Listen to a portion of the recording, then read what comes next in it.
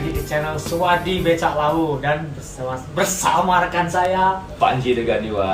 Kami bukan dari duo serigala. Pokoknya gitu dah.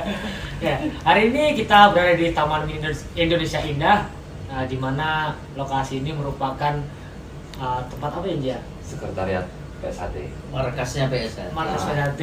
Nah, dan berjumpa dengan Bapak Insinyur Muhammad Taufik selaku Wakil Ketua Umum IPSI, PB IPSI ya, yang lebih jelasnya gitu. Nah, apa sih yang harus kita pertanyakan mumpung kita ketemu dengan Bapak ini? Sebelumnya terima kasih atas waktunya nih Mas Taufik. Ya, alhamdulillah. Kang Mas sih. Kebetulan Mas Taufik ini Wakil Ketua Umum PB IPSI, yang mana kita mau bertanya-tanya berkaitan dengan IPSI. Gitu. Lebih jelasnya mungkin berkaitan dengan pencak silat ya. Berkaitan dengan pencak silat karena Mas Wardi ini sebagai veteran MMA yang berasal dari pencak silat, yaitu PSHT. Ya. Jadi Mas Taufik nih ada beberapa yang mau kita tanyakan.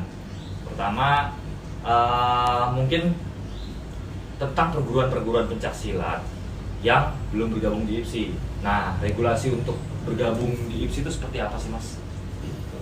Jadi IPSI ini didirikan pada tahun 48 yang tujuan utamanya adalah untuk menghimpun semua perguruan-perguruan pencak silat yang merupakan warisan budaya bangsa Indonesia.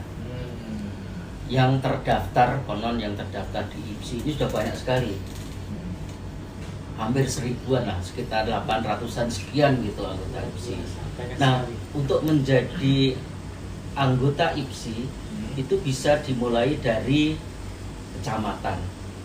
Nah, syaratnya asal perguruan itu mempunyai alamat yang jelas, mempunyai anggota minimal 25 orang, itu bisa mendaftar di kecamatan.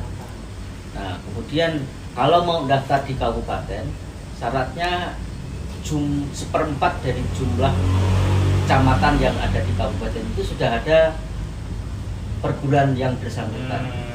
Sehingga nanti perguruan itu bisa terdaftar statusnya di kabupaten. Nah, kalau mau naik ke provinsi, setengah dari jumlah kabupaten yang ada di provinsi itu sudah ada perguruan yang bersangkutan. Kemudian perguruan yang bersangkutan kalau mau naik ke level nasional ke IPSI, setidaknya 50% dari seluruh provinsi. Jadi kalau kita ini sekarang punya 34 provinsi, artinya harus sudah ada 17 provinsi perguruan itu. Kecuali ada yang khusus, kayak PSHT, ini menjadi perguruan khusus karena PSHT ikut mendirikan PB IPSI pada tahun 48. Jadi di IPSI itu ada anggota khusus, ada anggota biasa. Anggota khusus itu adalah 10 perguruan yang ikut mendirikan IPSI pada tahun 48. Kalau boleh tahu 10 perguruan itu apa aja tuh Mas? Jumlah anggota Ya. khusus PB IPSI. Ya, Nah, ada 10 perguruan tinggi, ada 10 perguruan pencak silat di PB IPSI yang menjadi anggota khusus itu. 1. Persaudaraan Setiahati. Itu Biasa. SH. Oh, Jadi okay. ada Persaudaraan Setiahati, ada Persaudaraan Setiahati Terate. Ini sedulur juga ini, jadi satu rumpun. Sama-sama dulu yang dirintis oleh Eyang Suro Tiwiryo.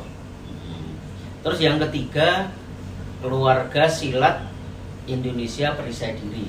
Oh ya. Perisai Diri. Kemudian ada 4 perguruan silat Perisai Putih. Mereka hampir sama kayak Setiahati juga kali Mas ya? Mungkin dulu akarnya kayaknya mirip-mirip lah. Terus yang kelima, Perguruan Seni Bela Diri Indonesia Tapak Suci Putra Muhammadiyah. Tapak Suci lah. Tapak Suci ini yang kelima. Terus ada Pasaja Mataram. Ini di Jogja ini. Kemudian ada Perguruan Pencak Silat Indonesia atau Sakti Harimurti. Ini juga di Jogja. Ada Persatuan Pencak Silat Indonesia PPSI. Ini di Jawa Barat. Yang ke-9 ada Persatuan Pencak Silat Putra Betawi. Dan yang ke-10 ada Keluarga Pencak Silat Nusantara. Nah, setahu saya antara Persilat Nusantara, Persaudaraan Setiahati, Persaudaraan Setiahati Terate, dulu ini satu rumpun. Guru tunggal guru lah intinya gitu. Jadi ya dengan 10 perguruan ini kita semua akrab karena sesuai dengan tujuan IPSI ini adalah untuk mempersatukan persaudaraan perguruan pencak silat di Indonesia. Termasuk menjaga budaya Indonesia ya Mas ya. Otomatis itu karena memang tujuan utama IPSI ini selain kita menjaga, merawat, melestarikan budaya bangsa Indonesia, ini juga kita mempunyai tugas untuk mempopulerkan pencak silat ini di kalangan generasi penerus, generasi muda, dan mempromosikan ke luar negeri. Ya, Mas, terkait luar negeri kan kalau tidak salah tahun lalu di bulan Desember itu pencak silat masuk di UNESCO tuh. Oh iya. Itu terdengar santer banget. Nah, di UNESCO sebagai apa sih Mas, dan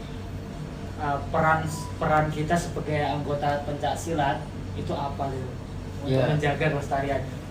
Ternyata pencak silat ini sudah lama ada di Indonesia. Yang salah satu bukti autentiknya ada di reliefnya Candi Borobudur. Nah, di Candi Borobudur dibangun tahun berapa itu? Abad keberapa? Kan sudah lama banget tuh. Kalau nggak salah abad ke-4 atau ke-5 begitu kan. Jadi sejak itu sudah ada pencak silat di Indonesia.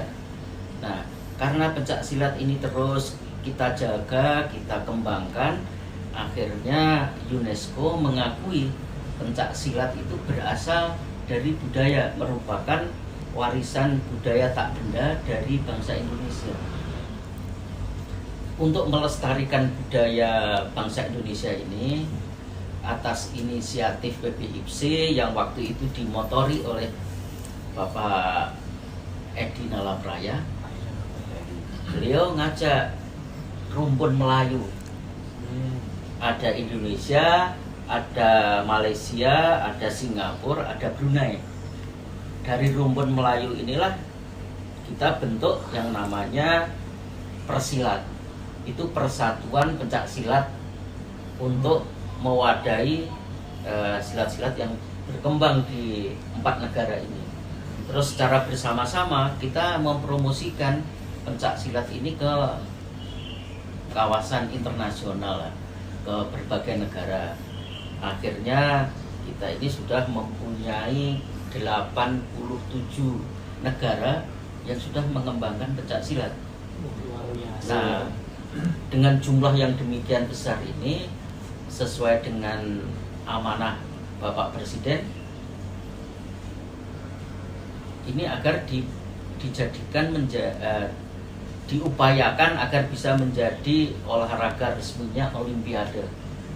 Nah, ini bangsa Indonesia baik itu dimotori oleh PBIPSI bersama Kementerian Pendidikan dan Kebudayaan, Kementerian Pemuda dan Olahraga bersama-sama untuk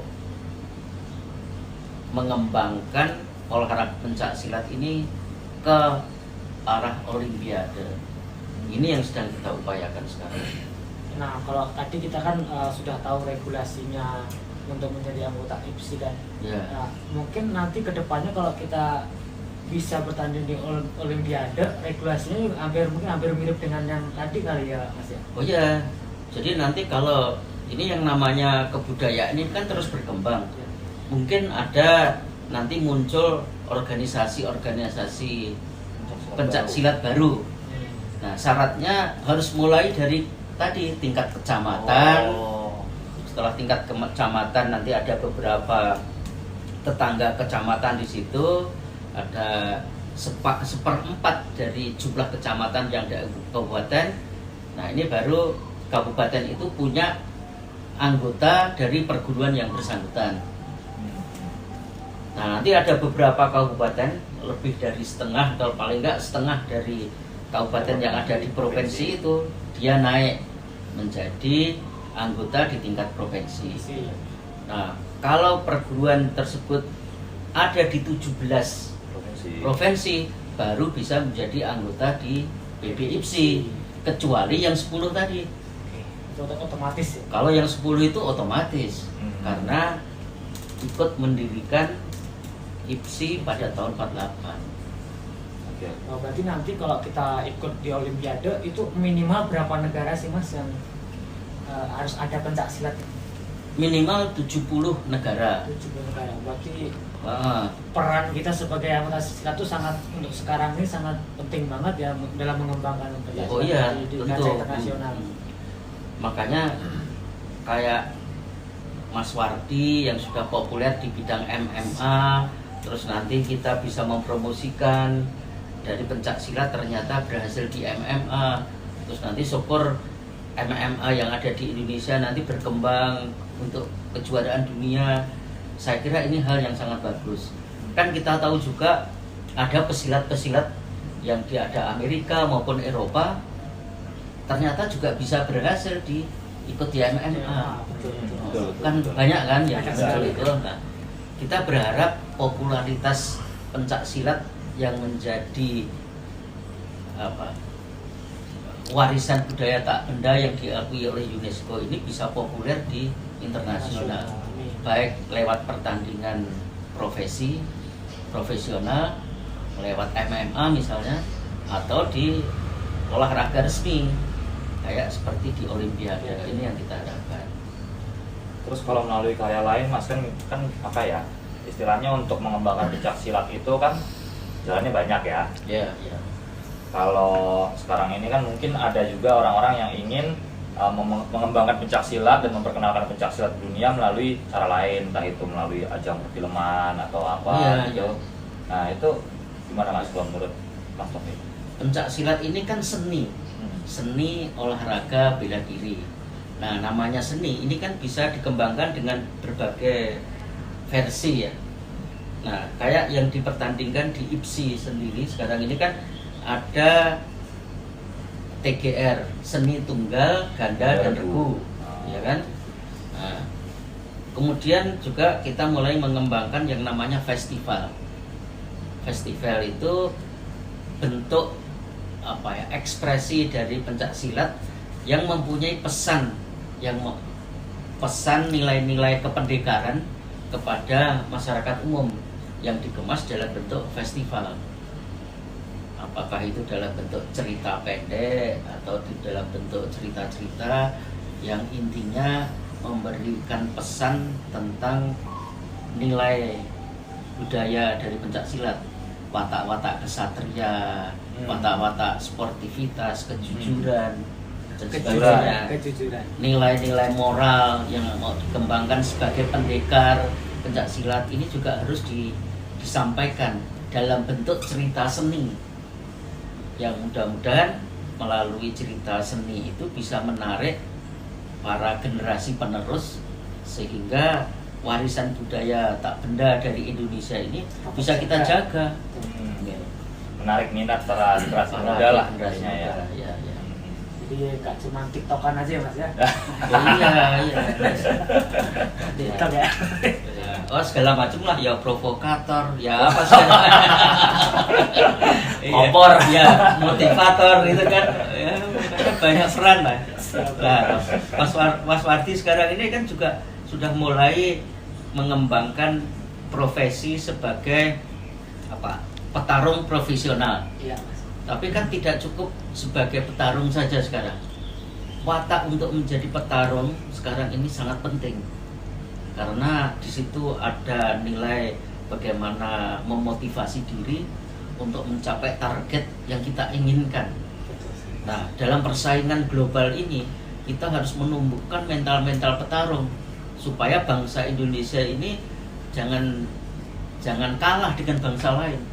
Nah itu kalau gaya Mas Wardi ini bisa ditularkan kepada generasi muda, ya mudah-mudahan ke depan karakter bangsa Indonesia ini mempunyai karakter petarung supaya unggul dengan bangsa yang lain gitu. Luar biasa sekali. Ini yang kita harapkan. Nah, bicara mental petarung nih Mas, Ya, kalau menurut Mas Taufik sendiri, itu kan silat itu kan sebenarnya basicnya adalah sebuah bela diri ya, seni bela diri.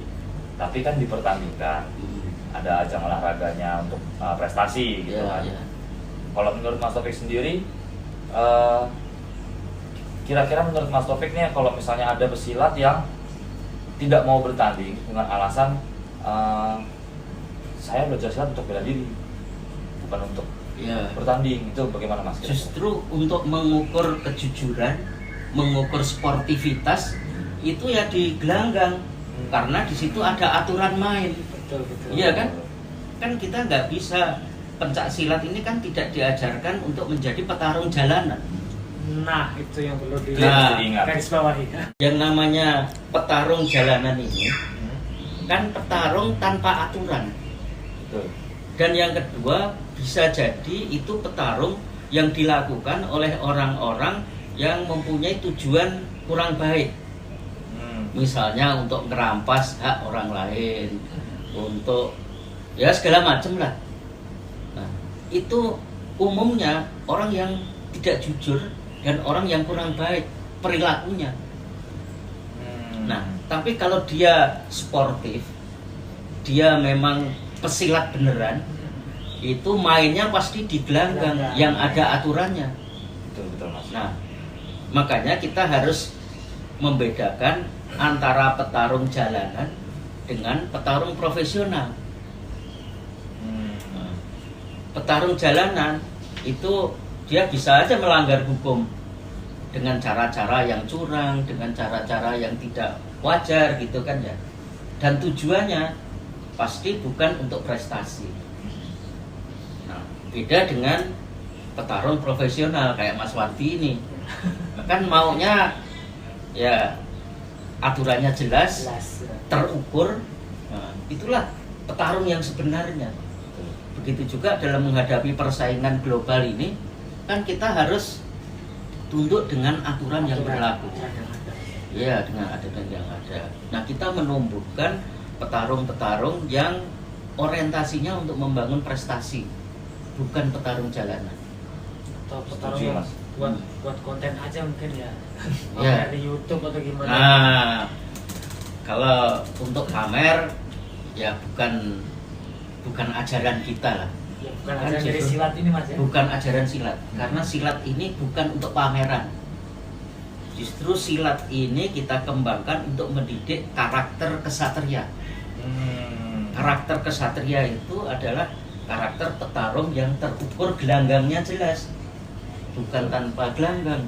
Ya, karena banyak juga orang yang nggak mau bertanding, alasannya katanya terlalu terbatas dengan aturan katanya gitu. Ini teknik-teknik silat itu banyak yang mematikan dan dilarang dalam sebuah pertandingan, kayak contohnya menyerang kemaluan atau apa gitu. Nah itu alasannya tapi begitu. akan tetapi dia di luar sana ada di sosmed atau di YouTube pamer tentang silat ya gitu ya. Iya, ada juga yang seperti itu memang orang-orang kayak Ya namanya orang pengen pamer ya nggak apa-apa ya, silahkan saja. Tapi itu bukan tujuan dari PB IPSI, bukan tujuan IPSI. Tujuan IPSI itu mendidik karakter atau mental pejuang, mental petarung yang orientasinya untuk berprestasi. Berbeda dengan tadi petarung jalanan atau petarung YouTube, itu kan bukan Taruh YouTube guys. IPSI lah itu jauh dari IPSI. Berarti kalau untuk tujuan pamer ya kita jangan bawa nama silat ya Mas Lebih. Ya intinya IPSI tidak untuk pameran lah ya, untuk ini kita pengen mendidik tadi warisan budaya bangsa harus kita lestarikan dan kita promosikan kepada adik-adik. Cuman kalau sekedar pameran itu juga harus kita pertimbangkan betul. Yang pasti kita pengen pendidikan pencak silat ini untuk mengembangkan prestasi di segala bidang. Yang namanya prestasi itu semuanya terukur, ada aturannya, tidak boleh liar. Ya, intinya kalau mau pamer ya di silat sendiri ada demonstrasi, itu ada tempatnya lah gitu ya, bukan untuk pamer-pamer tanpa tujuan yang jelas. Tapi positif ya. Nah, pamer dari positif Ya, untuk mengembangkan budaya silat. Kan beda pamer dengan promosi, kan berbeda. Hari ini kita mendapatkan banyak ilmu banget Banyak dari ilmu. Kang Mas Taufik ya. Banyak banget lah dari yang kita nggak tahu jadi tahu. Nah, kesimpulannya apa nih dari Kang Mas Taufik tadi? Satu pertanyaan lagi, satu Oh, pertanyaan lagi. belum. Kalau menurut Mas Taufik sendiri tentang perguruan-perguruan silat yang nggak mau masuk ke IPSI atau belum masuk ke IPSI itu bagaimana nih? Apakah bagusnya mereka juga ikutan bergabung di IPSI atau memang ya sudah kalau itu pilihannya mereka terserah gitu atau gimana? Ya, artinya gini, IPSI sendiri membuka keleluasaan bagi orang-orang kreatif yang mau mendirikan perguruan silat, silahkan. Tapi kembali lagi harus mengikuti aturan.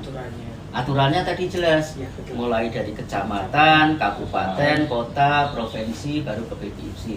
Kalau tiba-tiba nyelonong ke PBIPSI nggak mungkin, karena itu juga melanggar aturan. Nah, sekarang ini kebanyakan nyelonong ke YouTube boleh Mas?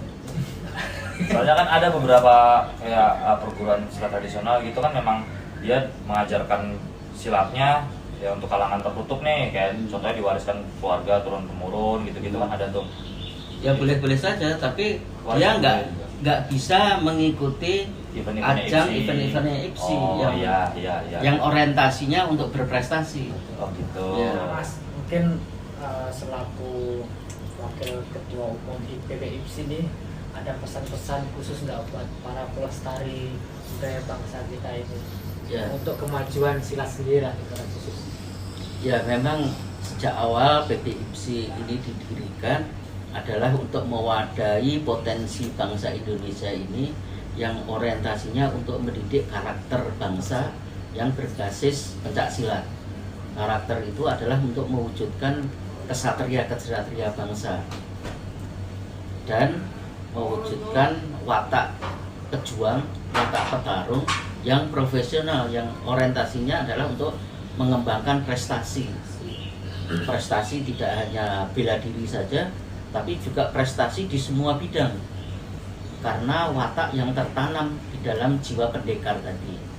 Nah, kita berharap melalui pencak silat sebagai budaya bangsa kita ini, kita harus menumbuhkan jiwa-jiwa kesatria bagi generasi muda kita supaya ke depan kita bisa membangun prestasi bangsa dengan mental petarung yang tangguh. Ini yang kita harapkan ke depan. Luar biasa. Makanya saya berharap kayak Mas Warti, Mas Panji ini bisa memotivasi generasi muda kita supaya dia mengembangkan prestasi dengan cara yang terukur, dengan cara-cara yang profesional, bukan model pesilat jalanan. Itu harus kita hindari. Dalam nih, jeru. Nah, hari ini banyak banget pengalaman dan wawasan baru yang kita dapat dari Kang Mas Taufik. Termasuk tadi itu poinnya ada 10 anggota khusus pendiri IPSI, terus regulasi untuk masuk IPSI apa. Betul. Kita juga mengangkat apa itu pembahasan UNESCO tadi ya, peran serta kita untuk silat apa ya? Lu ngomong sih. Ya, selain itu juga tadi peran serta kita sebagai pesilat untuk mengembangkan silat itu sendiri ya di mata dunia itu apa saja. Kemudian alangkah baiknya untuk para pesilat untuk tidak bertarung di jalanan sih lebih tepatnya itu, karena ini beberapa akhir-akhir ini sempat jadi bahasan juga sama Mas Denny Aprisani juga dibahas ya, kalau pesilat itu ya bagusnya jangan buat apa sih bertarung di jalanan, kalau bisa berprestasi ya alangkah bagusnya berprestasi, karena di gelanggang itulah tolak ukur sebuah kejujuran, sportivitas dari pesilat sendiri. Dan yang terakhir mungkin salah satunya dari perguruan-perguruan silat yang belum terdaftar di IPSI ya sah-sah saja, hanya tidak bisa mengikuti event dari IPSI itu sendiri. Yang mana tujuan dari IPSI ini adalah mendidik, mengembangkan, dan membentuk jiwa kesatria dari para pesilat Indonesia. Kembali ke building karakter ya. Building karakter, kembali building karakter. Wah, ternyata silat ini pesan moralnya cukup dalam. Itulah kenapa mungkin kan UNESCO membuat apa? Mengakui ya. Mengakui pencaksilat sebagai warisan tak benda dari bangsa Indonesia. Karena ikut membangun karakter bangsa yang baik. Nah, sobat silat semua yang ada di rumah, ada dimanapun pokoknya yang menonton siaran video ini, hari ini mungkin cukup sampai di sini saja. Sudah banyak pelajaran bisa kita ambil hari ini bersama Kang Mas Taufik selaku Wakil Ketua Umum PB IPSI. Sebelum ditutup nih, saya punya tagline baru nih di sini. Oke? Bareng-bareng ya. Pencak silatku, pencak silatmu, pencak silat kita semua. Assalamualaikum warahmatullahi wabarakatuh.